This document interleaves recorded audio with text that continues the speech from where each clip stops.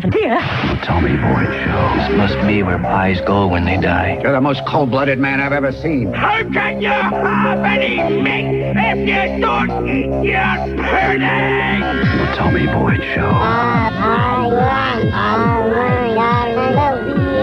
Back and to the left. Yeah. The show with more endurance than radiation itself. You say either, and I say either. Apparently official. Stand by, please. Tommy Boyds. Apparently official. Have you no compassion? Stand by, please. Let's rehang the pictures from the gallery of life. There is no escaping here. Tommy Boyds.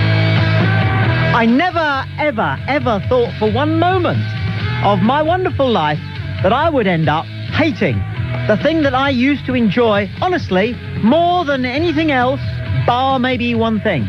This thing is flying.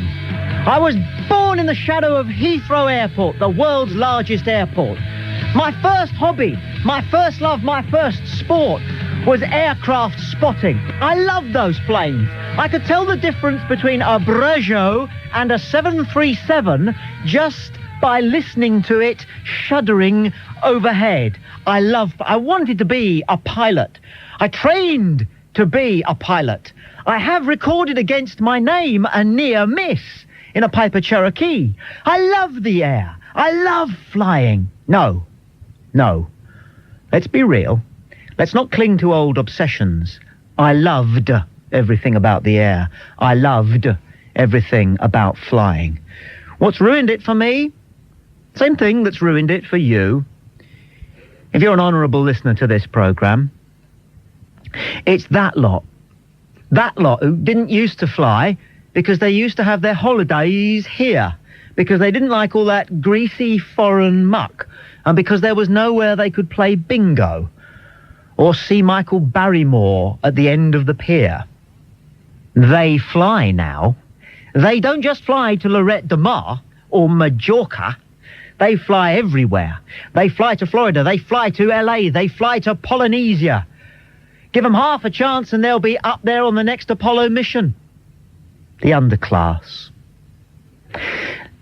Let's put PC to one side for 60 minutes and discuss the underclass. Beginning with their obsession with flying. They treat flying not only as their right, which it isn't, to behave in the way that they behave in their sink estates when they're at 25,000 feet. The problem is that they demand their right to behave as they behave on their sink estates at 25,000 feet. I'm sorry, but am I the only person who believes that flying should be an experience? It's for the stylish of dress, and that's not them. The stylish of speech, and that's not them. The stylish of manner, and that definitely is not them. Free call 0500 10 53 89. I'm absolutely 100% serious when I say that we should give the Riff Raff their own airline. Riff Raff Air. Riff Raff Air. Piloted by Crude. By the Crude. Yeah. And whatever they want to charge on Riff Raff Air is fine by me. Because the underclass will be required to fly Riff Raff Air one way or another. If you go first class, as you know, good listener, you're expected to dress properly. You're given a small card which says, could you please refrain from getting very drunk? Would you please wear a tie, at least until we're airborne? And so on, and so on, and so forth. Social distinctions are not only acceptable, they are preferable at 25,000 feet. So how about it? Let's give them their own airline, and we know who we're talking about here, because you see them, don't you, down at your local shopping centre. The Riff Raff. They used to be the working class, but they're not anymore. They're the underclass. How can they afford to fly? That's half of the problem, isn't it? It's now £79 returned to Barcelona. Give them their own airline, or come on, let's get creative here. Let them go baggage. Let them go baggage. Do up the place where, at the moment, the suitcases go. Bit of plywood on the walls, some lino down on the floor. one or two battered Draylon sofas, and a picture of a Thai woman painted on black velvet. And they'll be perfectly happy. Perfectly happy. 180 of them down in the belly of the aircraft. Half of the underclass look like rucksacks to begin with. Free call 0500 10 53 89. The principle exists. We're not talking about whether we're going to allow a principle here. The principle exists.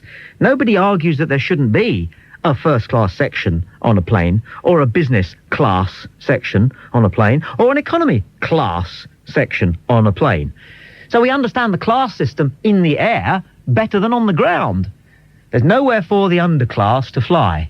So they sit either side of you and your family and behave in a way that you wouldn't behave in your own home, and yet there you are stuck with them for 2 hours minimum, sometimes 12. Ever flown to Australia? Yeah, yes. And you were sat next to some Brits. And they were, weren't they? Because this is one of the great mysteries of the underclass. They don't have one anywhere else on planet Earth. Not even in Australia, which used to be a nation of underclass. They don't have them in the United States. Or at least they do, but they don't fly. Only 25% of the American population own passports. And you can bet that none of their trailer trash have ever got more than 2 feet off the ground. And then by jumping with great effort. Free call 0500 10 53 89. The cabin crew wouldn't mind flying Riff Raff Air, because most cabin crew are Riff Raff anyway, just putting on airs and graces. Seriously, what's happened to dignity? What's happened to human pride in appearance and demeanour? Is it Maggie's fault? Or was it the comprehensives? Or did I blink and miss something? Free call 0500 10 53 89. Flying used to be so stylish. Nowadays they let any old oiks on board. So I say give them their own airline. Fly Riff Raff Air. I'm Tommy Boyd. This is Talk Radio. There's a good argument for listening. Sucks less. You know, I don't want to bring this up, but you've been treating a lot of people with a lot of disrespect. Thank you. Graham calls from the West Midlands. You're on Talk Radio. Graham, good afternoon. Hello, Tommy. Tommy, I totally agree with you. I had the misfortune recently of going on a charter flight to Cyprus. Absolute nightmare. I normally travel on scheduled flights, and you get a much better class of people. But on this particular flight, the guys have got like a uniform that they wear, and it always has to be a shell suit. The women wear jogging bottoms. And I noticed the guys were drinking spirits out of the bottles. Yeah. The air hostesses immaculately turned out, but they're totally wasted. Yeah. It's like feeding, I don't know, steak to pigs. And the cost of the flight, the cost of a flight nowadays is more than, or less than the average taxi. Yeah. So it doesn't take a bite out of their gyro, does it? Not at all, no. When they get there, the beer's so cheap, they get all tanked up, and then on the return trip, they've got all these like stuffed donkeys that they used to bring home in the 70s. Outrageous. And you know you're in trouble around about the time when, you're quite right, you see them pilfering their duty-free before you've even got in the air. Yeah. Opening the bottle, undoing the top, having a swig from that, and then kind of hiding it in a carrier bag. They haven't got any of those nice flight bags that you used to get. Do you remember? Or they hide it in the sick bag nowadays. Yeah. And football shirts. Yeah. I know they put a lot of money into the game, and glory be, but are most football shirts hideous to look at? Well, the worst thing is they wear fake football shirts, don't they? Fake football shirts? All the fake gear. They know where to get it from. They probably sell it as well. Well, what do they bother to fly for? Why don't they just leave us alone up there? Well, unfortunately, they think it's a status symbol. Yeah. They like to come home and say, I've been to, I don't know, Benidorm or something. I've been to Benidorm on my holiday, and I think they're impressing their friends. Well, they don't say Benidorm, they say Benidorm or somewhere like that. I can't remember. You got it. Yes. And they cheer when the plane lands. Yeah, I've noticed that. Really annoys me. They cheer, and they cheer the stewardess at the end of the lifebelt demonstration. Yeah. Don't the stewardesses... Hooray! They always look embarrassed, don't they, the stewardesses, when they're doing that in front of all these common people. It's the women, the common women, who cheer the stewardess because they think if I was doing that in front of a bunch of menfolk, I'd get the mickey taken out of me, so these stewardesses are being brave for their money. So when the lifebelt demonstration is finished, the women go, yay! And Yeah. And then the cheer when we land safely. I don't get clapped when I do my job. What do you do? Engineering. I don't deliver a job, and then the person who takes the delivery note from me gives me a round of applause. I mean, you just do your job and get on with it, don't you? See, if I travel on a plane and it's all, you know, the right sort of person flying, then the people up front, the pilot and the co-pilot and the engineer, you know, from the flight deck, they wander up and down the plane. But you fly to Torremolinos. Do you see hide or hair of the pilot? They're frightened to death, aren't they? Can you blame them?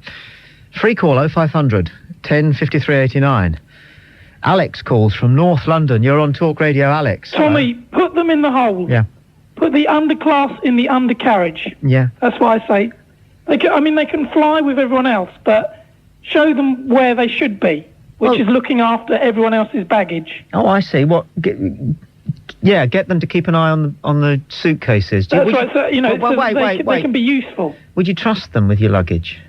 I don't know if I trust them. I mean, if you could have if there could be some sort of security, like you could have one of the like waitresses or whatever sort of overlooking them, and and she could sort of make sure that they didn't pilfer or anything like that. Occasionally, you could get one up and sort of do some odd jobs like serve cocktails and things like that. They couldn't do essentially, that. it should be like the Titanic, whereby everyone else is sort of upstairs and then everyone else is in the hold. Yes.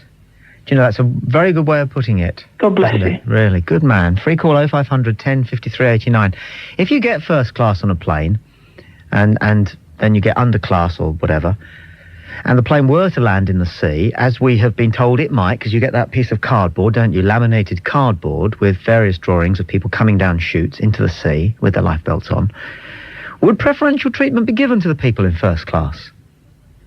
And then there is an argument which says perhaps it should, obviously, which is worth thinking about.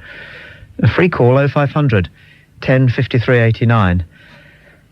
John's our next caller in High Wycombe. You're on Talk Radio. John, good afternoon to you. Hello, Tommy. Riff Raff Air. I'm wonderful. I love it. I've just come back, Tommy, from California. My wife and my little boy about a month ago. I get on the plane. I sit down. All of a sudden, sitting by the side of me, already fast asleep, is this big, fat slob. Now, he's been there for 20 minutes, most probably. He's snoring away, but what he's got is the most disgusting cold. Yeah. And he's dripping all this snot all over my right sleeve because his head is now locked on my shoulder. Yeah. He then starts sneezing. Yeah. All over my bloody shirt. And I'm looking at my wife and little boy, and I'm thinking, I can't believe this. You got 8 hours of it. He's dead. 10 hours. 10 hours of it. So now I'm saying, where is the steward or stewardess? Can they not see this? I've got 11 hours on it. So all of a sudden, the last straw was he sneezed and went all in my right bloody ear. I promise you, Tommy, I'm not lying. He sneezed, it went all in my ear. He started snuffling. So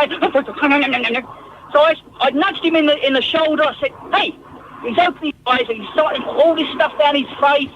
I said, if you don't wipe your face and stay awake, I'm going to sock you in the face. I was so bloody livid, and he looked at me if I was the problem. So they should have their own airlines, all the fat slobs, and all the people with flu, all stick together. Who would you rather have sat next to, right? That germ factory or a Cuban hijacker with a bomb strapped to his chest? Good question. Oh, God, how can I answer that? I just think they're both as bad as one another. When you've got 11 hours, some uncouth man... And you're paying top dollar. Top dollar, God forbid. I tell you what, it was the worst flight I've ever had, and this guy thought I was the problem. We have touched down with John in High Wycombe in a big way. And with you, it's liberating. It's liberating to have a pop at the people who really can make our lives an absolute misery in the high street, but at least they're only with us for 20 seconds as they walk past us doing what they do. The sink is stay underclass. But when you fly, they're in your life.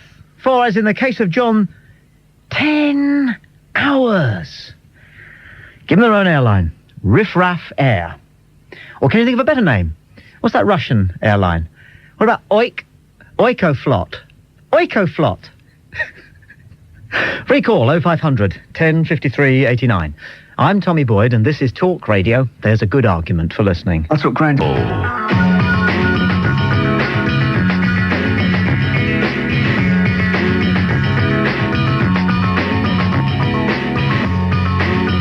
What's interesting is that we haven't had any riffraff call the programme to complain, or indeed to support the notion that they'd like to fly Riff Raff Air, because they don't want to be stuck next to those toffee-nosed second-class people.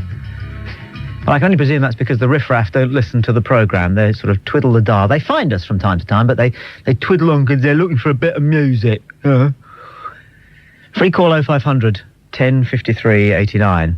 Rachel calls from Shropshire. You're on Talk Radio, Rachel. Good afternoon. Good afternoon, Tommy. I couldn't agree with you more. They ought to be segregated somewhere far away from the rest of us. I flew to Portugal last year. I was 7 months pregnant. I don't like flying anyway. My husband knows that I don't like flying. And once we got onto the aircraft, we discovered that we couldn't get 2 seats together. So a very nice steward asked another couple with their son, who was about 5 or 6, if they would mind the mother sitting with the son and the father sitting across the aisle, so I could sit with my husband. Yeah. And they refused. Oh. So I had to sit with them, and my husband I could just wave to him down the plane. I have difficulty sort of fitting in behind that funny little pull-down table anyway, being pregnant. Yeah. The son spent an hour and 3/4 flight kicking me on the leg. Yep. And he poured orange juice all over my knees. Yep. The father fell asleep and snored, and the mother thought it was hilarious. Oh, look at Kevin. That's exactly it. He's like that at home. Yeah. Isn't it appalling? I believe that evolution is happening. There was a time in the jungle, Rachel, about 3 million years ago, when a particular type of ape, right, detached itself from the other apes. Yeah. It knew that it was a bit special and that the other apes weren't. Yeah. And they eventually took themselves off. And I think this is happening to humanity. And I think the likes of you and me are evolving higher. Oh, definitely. And we are leaving the lower human behind, thank goodness. Yes. I think they ought to make them take character assessment tests or something before they're allowed on airplanes. Yes. Well, just see if they can pass simple tests like being able to identify their own nose. Never mind about touch it with their index. Spell it. Rachel, thank you for your call. Thank you, Tommy. I hope the pregnancy was entirely successful. It was, thank you. Marvellous news. So we have what's the Chinese always say? The fruit of the willow will always be willow. The fruit of the the fruit of the hawthorn will always be hawthorn. The fruit of the willow will always be willow. Something like that. I'll take your word for that. I'm just glad. All I'm saying is I'm glad you're procreating the species. Thank you very much. Yeah. The fruit of the... I can't remember. Free call 0500 10 53 89. Diane is our next caller from Grantham. Hello. Diane, you're on Talk Radio. Welcome. Hello, Tommy. Diane. Oh, Tommy, a nightmare I've got to tell you about. Apart from all the other things they do, they have been known to be, when there's an overbooking, upgraded to business class. That happens? That happens. When some of the airlines overbook, they turn up, rather than turn them away, if they can't fill all the business class seats, what they'll sometimes do is bump business class up to first class, and then they'll put some of those riff-raff next to you in business class. Oh, but you... And it's a nightmare. You requested business class specifically not to be near them. Well, and you've paid good money. Your company have paid good money. People think that you pay for slightly bigger seats and better in-flight food. No. You paid not to be near that lot. Exactly. And do you know what else happened, Tommy? Tell me. I was on upper class with, am I allowed to say, well, you know the airline. That one. That one. And the chairman himself was on the plane, and he came out of the cabin, out of the front cabin, and walked by us, and this riff-raff person next to me said, oh, that's Richard, oh my gosh, that's Richard. I thought, oh no. And he said, hello, Richard. And bless him, he stopped, and he said, oh, hello, are you having a nice trip? And the chap next to me said, oh, God, it's so wonderful to see you. And I said, yes, thank you, I'm having a lovely trip. And the worst thing was, he thought I was with this riff-raff. Can you believe? Why, Tommy? Yeah. No, I'm sorry, I have to tell you this. Why do they spend the first 15 minutes getting their bag into the hole over the top of you? Yep. And then as soon as you've taken off, they get up again and get it all out again. Diane, you're breaking up. It's been great talking. Do call again. Thank you. Cheers, drive safely. Why do they have so much difficulty getting their hand luggage, of which they have too much, naturally, always, much of it food stuff, in the overhead locker? And then, as Diane says, as soon as the boop noise goes, which means that you are allowed, well, used to mean you're allowed to smoke. Goodness, most airlines have done away with that now. But it means you can take your seatbelt off, then they do, and they get up. Free call 0500 1053 89. Surely the time has come to give the Riff Raff, the underclass, their own airline. We could start there, and then the sky's the limit, because they really should be allowed to evolve quite separately from the rest of us, shouldn't they? Shouldn't they? Nigel calls from Cheltenham.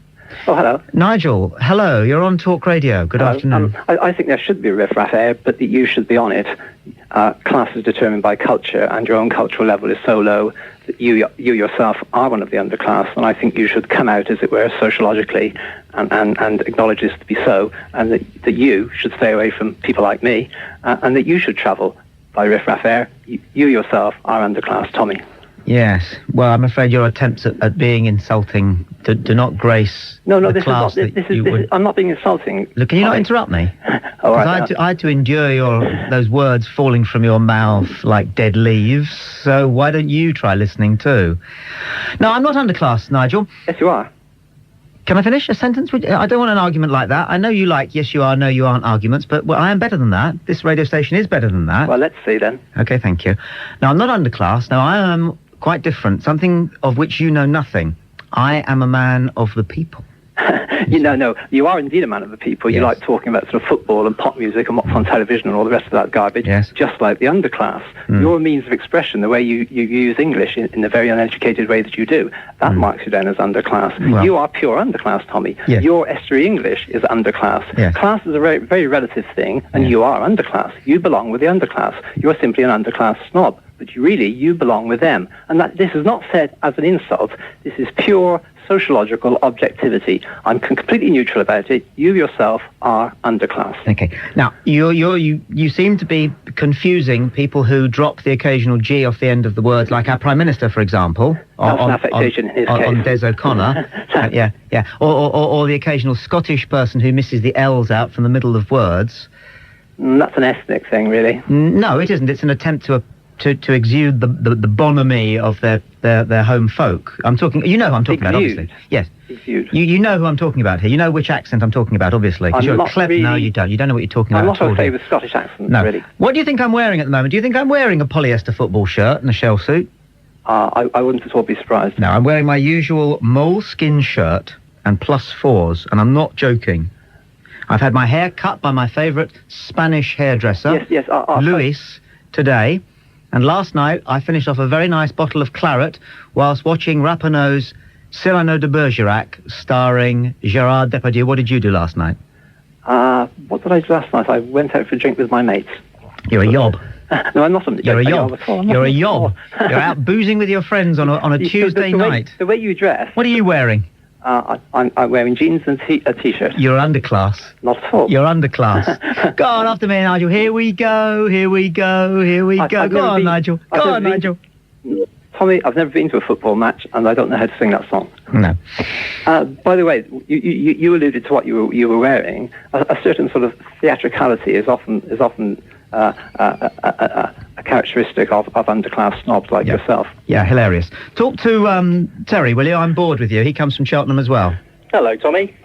Terry, I've got this bloke called Nigel on the line. Yes, what a plonker. Well, he's boring enough to be upper class. There's a lot of them around this area. I don't know why. I think they export them from London. Terry? Yes. Upon which side of town do you live? I live in Charlton Kings, which is quite a nice part of town, I suppose I could talk to you then. Thank you. No, I just think Nigel, isn't it? I think you just need to be a little bit more aware of the fact that things have changed in the last 100 years. Are you sure? They have, definitely, yeah. Are you sure about that? Oh, yes, absolutely sure. Well, if they have, then why is Tommy putting forward what we shall flatter him by calling his thesis? It's a cunning enough thesis, in as much as he's made an observation of a particular breed of people that it's are not cunning. It's not cunning, an Terry. area that previously they never used. It's not cunning, Terry. It's banal. Banal. Banal. Tommy's simply trying to be a snob, but he's not equipped by intellect and by education and by breeding, he's not equipped to be a snob. He himself is underclass. I don't know how often you listen to the show, but I think I would disagree with you. Well, because Tommy does put forward some very interesting ideas, and although I don't always agree with the ideas, and some of them do infuriate me, I can at least see the intellectual properties that have led him to get that far. Do you agree with me that all things are relative, or at least most things are relative? Well, yes, I suppose so. Tommy might be clever by, say, your standards, but he's not clever by mine. So why should I accept? Why should I want him on the same aircraft as I may be travelling on? I don't want to listen to his conversation about bloody football and pop music and what was on television and all the rest of the rubbish that he's interested in.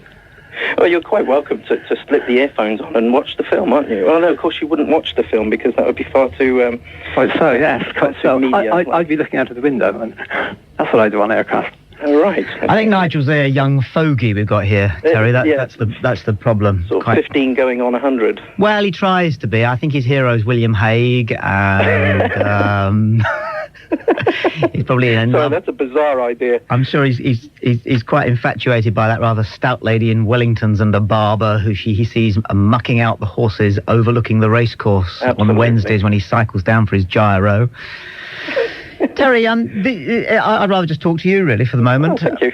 Thank you for calling. Mm-hmm. My researchers tell me that you've got an idea about an alternative airline to Riff Raff Air or Oikoflot. No, my idea was Air Fungus. Very nice. Yes, I thought that sort of summed everything up very nicely. Very nice. Very nice. Or Pan Mould. Pan Mould. Yes, that's another good one. Terry, thank you for your call. And Nigel? Tommy, you're afraid of me.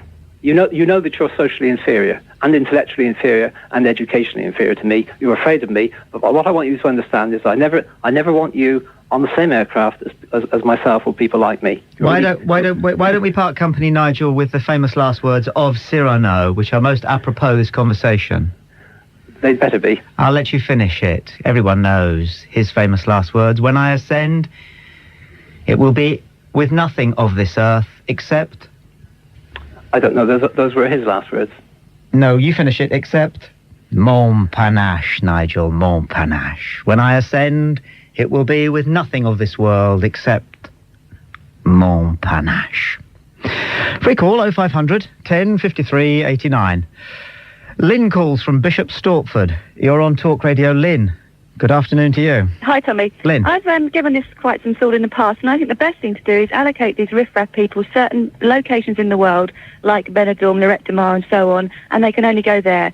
That way, we won't get the same flight as them. We won't have to put up with them for hours on end of just people just jabbling on about rubbish for sort of 10 hours, drinking their duty-free, snotting all over the place, wearing shorts that they certainly shouldn't be wearing, exposing great mounds of flesh which we really don't want to be looking at for that amount of time, and just put them in one place in the world. Do you know what I've done sometimes? I've gone down to the back of the plane to join the queue for the loo, and when I've seen who I'm behind, I go and sit down again because I don't want to go in that tiny room after they've been in there. Absolutely, I agree with you, because you know they've been touching everything and their bodies have been sweating all over. They're just disgusting. Oh, and I think send them somewhere where we don't have to look at them, we don't have to speak to them, because the other problem is these riff-raff people are getting special deals off teletext. You book yourself somewhere really nice to go on holiday, and horror of horrors, they're by the pool. They are! And they're louder by the pool because their children just chuck balls about, they've got lilos the sizes of houses, and your whole holiday's ruined with these people. They are so proud of themselves. Oh, God. For what? In their Union Jack shorts and God knows what else. And you just don't want it. You get Look at me.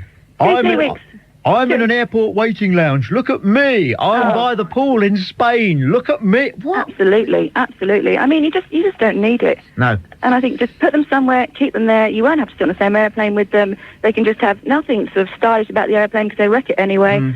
Send them somewhere really boring and leave them there. You know you're in trouble when you get to the pool and it's full of Englishmen and none of them can swim properly. Did you know that? Yeah, but they're busy teaching everybody how to do it. No, the underclass can't swim properly. No, they can't. But, the middle class, like you and me, and the working class, although there aren't many of them left, and the upper classes, we can all do freestyle properly. Well, that's because we're used to water. These people probably don't see too much of it during the year. Well said, that woman. Well said, that woman. Free call 0500 10 53 89. Nancy Roberts starts a brand new show this Saturday night between 6 and 10 o'clock in the evening on Talk Radio, and you could be one of her studio guests. Have you got a crisis in your life that's about to reach boiling point? A relationship, perhaps, that's in trouble? Maybe say, for example, your mum hates your new boyfriend, or perhaps you have something to tell your partner but you don't know how to do it. Well, Nancy is inviting you into the studio so she can help you work it out with the help of other Talk Radio listeners. Whatever your dilemma or dispute, Nancy wants to hear from you. Call the Talk Radio hotline now. Here's the number: 0181 924 0948. I'll repeat that again in a second. And you could be joining Nancy Roberts for her new show here on Talk Radio. 0181 924 0409. Come on, concentrate. This is the easy bit. You're a broadcaster, you can read numbers. Start again. 0181 924 0948. It's nearly 20 to 3, and Jeff calls from Wigan. Jeff, you're on Talk Radio. Thank you for calling. Good afternoon. Hello, Tommy. I'm Riff Raff and I'm proud of it. Proud of being Riff Raff? Too right, we're taking over, Tommy. You are, aren't you? You should have your own airline. You are taking over, I'll grant you that, but you shouldn't be proud of it. Listen, we're going to get you a little tiny plane. We're going to stick it at the corner of Manchester Airport, and you can all go on a little buggy and take off from there. And you can all go to Torremolinos, because you can have it. Because we've done Torremolinos, Tommy. We took over Torremolinos. If you're Riff Raff, how do you defend the state of your garden? My garden's lovely, Tommy. It's 6 foot tall. I've never touched it. Exactly. And is there an old Capri engine underneath one of the rose bushes in your 6 foot garden, Jeff? Tommy, we're not that posh. It's a Morris Minor engine. Yeah. We're not that posh. And some old children's toys out the front as well? Sold them. Sold them, Tommy. Oh, you sold them? Yeah, car boot sale. Oh, that's not underclass, really, is it? I mean, there's too much resourcefulness there if you've managed to sell your old toys. No, it's because I'm skint, Tommy. I've got to pay for my holidays. Which is your favourite tattoo, and where is it? It's on my right arm, Tommy. What does it say? It's got my kids' names on it. Has it really? What are their names, then? David and Adam. Pardon? David and Adam. David and Adam. You had David and Adam tattooed onto your right arm? Yeah. And where else have you got tattoos? I've got my wife on my left arm. And your wife's on your left arm. Marvellous. And are you considering having anything else done? I'm thinking about having a brain transplant. Yes. Well, you don't have brain transplants, you see, Jeff. Why? Well, you have body transplants, don't you? Because your brain is you. So if you had your brain removed and put in another body, you wouldn't have a new brain. You'd have a new body. This is a very important point. I'll have a new body then, Tommy. Yeah. One with a fatter belly. Yes. Jeff, thank you very much indeed for your call. Free call 0500 10 53 89. I would like to hear from the Riff Raff if you're listening. We don't want you around us. We know you like to be around us because you like to annoy us. We know that's one of your hobbies, because that's true. You do. You like getting at us. That's why you make such a song and dance of it in the airport waiting lounge and on the plane and then around the pool. Well, we want to keep you away from us. What would it take to induce you to fly Riff Raff Air and to take your holiday in Riff Raff Molinos on the Costa del Riff Raff? Free call 0500 10 53 89. I'm Tommy Boyd. This is Talk Radio. There's a good argument for listening. My mate Scott, whenever he travels anywhere in the world by plane, always makes sure that he emerges from the plane holding his New Zealand passport high above his head, lest anybody should think for one moment that he is with the Brits. Free call 0500 10 53 89. I have a brother who is a bricklayer, and he once gave me this important piece of wisdom. We always send our worst specimens abroad. Every country does. He told me that, with the exception, of course, of New Zealand. Have a listen to this.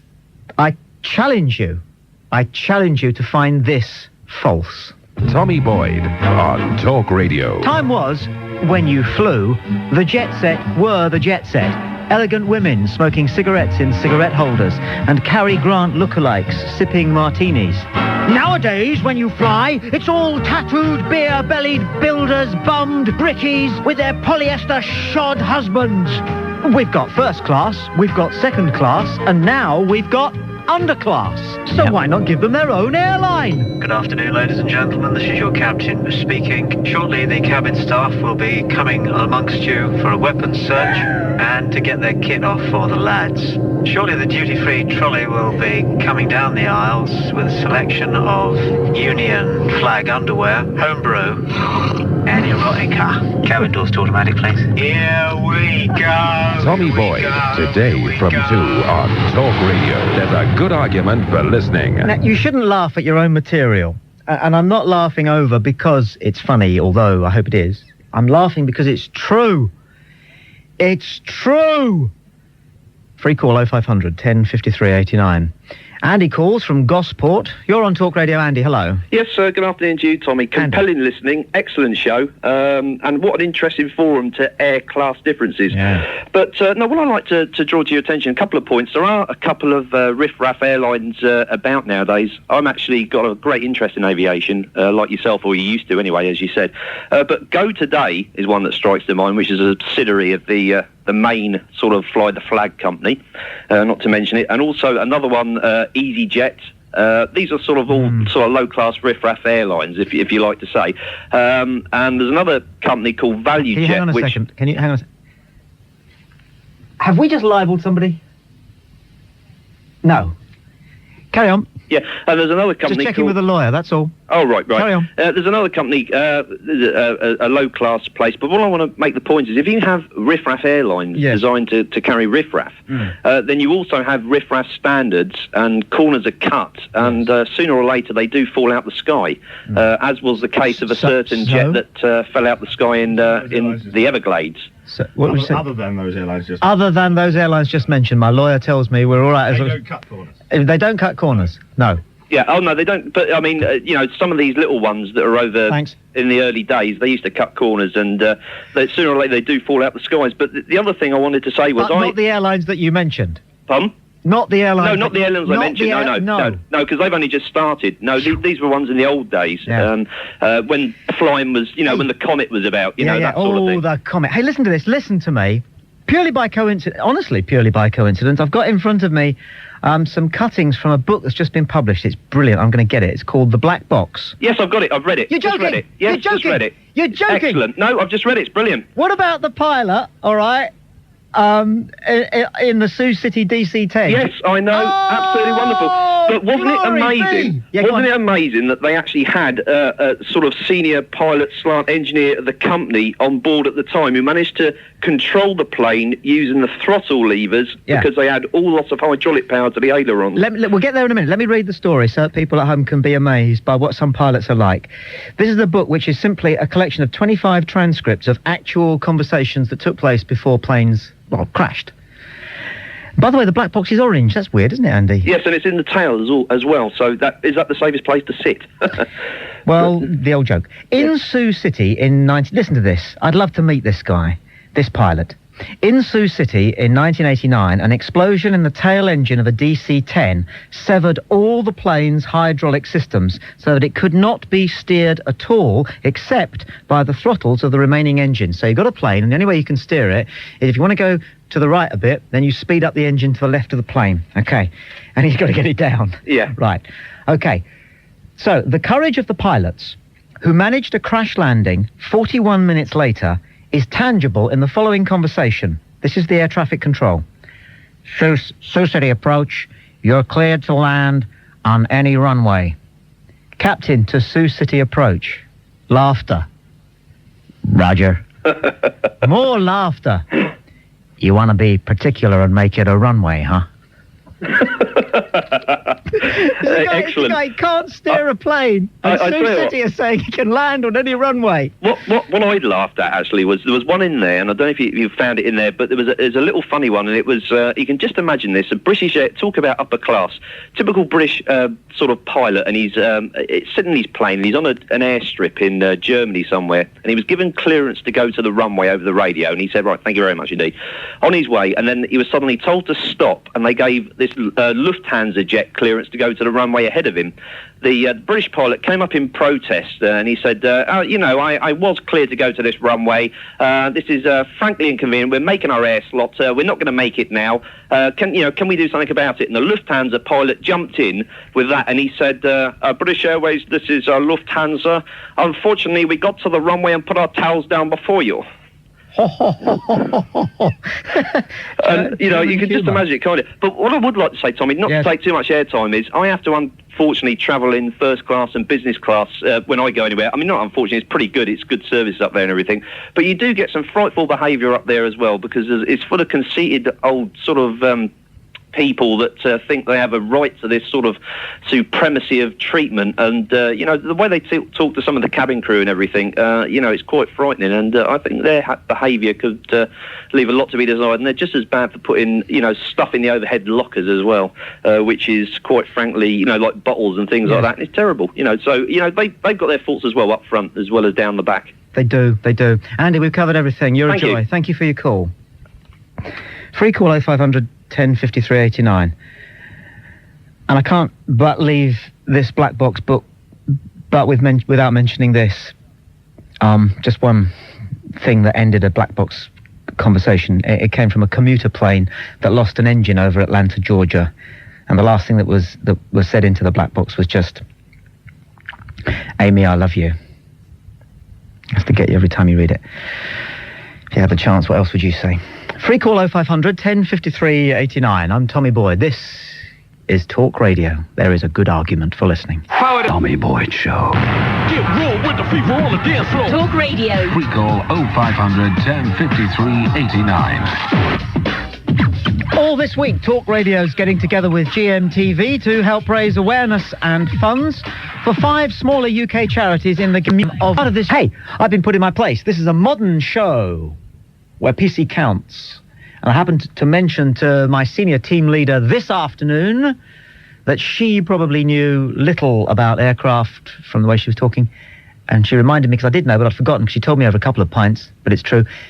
If you get through and speak, you'll be talking to a woman who used to fly tornadoes. It's a cracker, isn't it? Yeah, what a conversation stopper. You must sit there, mustn't you, when people are talking about planes, waiting for your opportunity to say, well, I used to fly tornadoes. Free call 0500 10 53 89. It's not really flying we're talking about, although it kick-started the conversation. We're actually talking about the Riff Raff. They're everywhere. They're even at 25,000 feet. And if you're flying long haul, you're generally stuck with a pair of them on either side of you. Why? We don't want them. They seem to want to be with us. Why? To annoy us? Give them their own airline, or let them go baggage. Sean calls from Slough. You're on Talk Radio. Sean, good afternoon. Hey, Tommy, all right, mate. Sean. Listen, of course these people need to be segregated and kept apart from us. Yeah. These demi-cattle, they're the types that go to Barcelona, they'll leap at the chance of a cut price ticket to Barcelona. Yeah. Then they'll be gutted because they're not near enough to the sea. Gutted. These people are the ones that we send abroad. Like you said earlier, brother said we send our worst people abroad. Yeah. These people are actually the people that make history. It's not your individual or intelligentsia types like Hitler or Stalin. No. It's the riffraff. These are the people that we sent abroad to make slaves of Africans and Indians. If it wasn't for the riffraff, there wouldn't have been wars. The riffraff, they're to blame for everything. These are the people in the East End that put excrement through people's letterboxes. Do they? And then afterwards they'll say, oh, well, I'm just a victim of my environment. I'm not really like that. I'm not really racist. My dad was like that. You're right. My dad was like that. I can't help it. It's the riffraff who are going to hound poor David Beckham out of Britain. Exactly. Yes. In America, when there was riots and some guy stopped his juggernaut, and he was taken as a white guy, and he got stoned. He was on his knees, and he got really badly beaten up. They're riffraff. They'd be like, hey, I'm just like, I'm just a black man. I can't really help it. I'm just like, I'm a victim of who I am. I can't help it. Society makes me this way. Riffraff. Riffraff, Tommy. They make all the wars. They make all the slaves, the people. They're the scum that we send abroad, and they carry out the order. But you know what they say? I was only taking orders. We must make sure, Sean, whatever we do not breed with them. Exactly right. Free call 0500 10 53 89. The book mentioned earlier is called The Black Box, and it's been edited by Malcolm McPherson, which in this case I suppose stands for author. Malcolm McPherson with a PH, and the book is called The Black Box. It's a HarperCollins. It's $8.99. Well, I haven't done that sort of broadcasting for years. Wash of nostalgia there, and it's available in all good bookshops. It's 5 to 3, and now we turn our attention to to airlines. Jim calls from Hull. You're on Talk Radio, Jim. Hello, Tommy. I've been listening to your show with some interest and some humour. I've got an interesting point for you. I don't say I agree or disagree with the Riff Raff element. I agree, obviously, you're saying that they tend to gravitate towards grandeur. Given that there is a Riff Raff airline, and given that the Riff Raff don't think they're Riff Raff, and they just order their flights as normal over the phone, or buy booking forms through the post, and maybe sound okay on the phone, sound okay on a booking form. How do you work out that they are actually Riff Raff and then put them on the plane? You can spot Riff Raff on the phone. I can. Are you sure? Yes. Would you have a Riff Raffometer? You don't need one, man. All you need is have your social antenna out, gleaming and twitching. Do you think so? Absolutely. Absolutely. You're not Riff Raff, Jim. Don't you think so now? No. Let's have a listen to Kevin, you see. He's our next caller. We'll squeeze him in just for a moment. Okay. Jim, you listen, and at the end of a minute, you tell me whether you think Kevin is Riff Raff. Okay. Kevin in Newport, you're on Talk Radio. Hello, how are you, all right? Yes, thank you. I don't consider myself as Riff Raff. I'm actually, although I don't fly Tornado aircraft, I work on Tornado aircraft. I just can't believe how how you can treat people so bad on your show. I agree with the caller earlier on. You were Riff Raff yourself, mate. Same as yesterday, when he was on about old people, they're the cause of everything, and other Riff Raff. Yeah, you see, Jim, I think it's pretty obvious that he's Riff Raff, isn't it? No, I don't think he is, actually. I think it's pretty funny, really. Riff. Don't forget to subscribe and like. Comment too if you wish. Even slap your legs and make a purchase from Ann Summers. But don't do nothing.